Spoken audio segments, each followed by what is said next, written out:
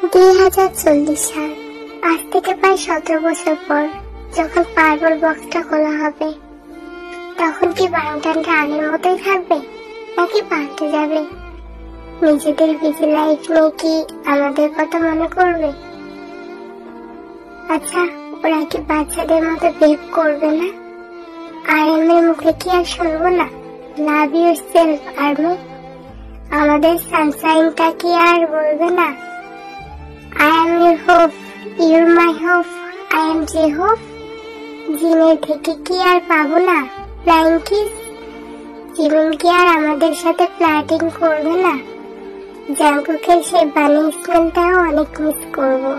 বউ পছন্দ করবে না বলে কি আর্মি টাটাটা মুছে ফেলবে?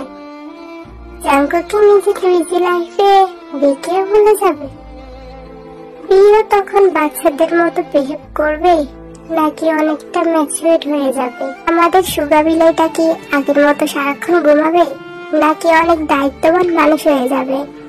বিটিএসরা তাদের লাস্ট কনসার্টে হাসি মাখা মুখটা নিয়ে দাঁড়িয়ে থাকবে নাকি হাজারো ভালোবাসার মানুষের সামনে তাদের চোখের পানিও হার মানাবে? হয়তো 17 বছর পর আমারও নিজের লাইফে সেট হয়ে যাব, কিন্তু তাদের সঙ্গে ফিলিংটা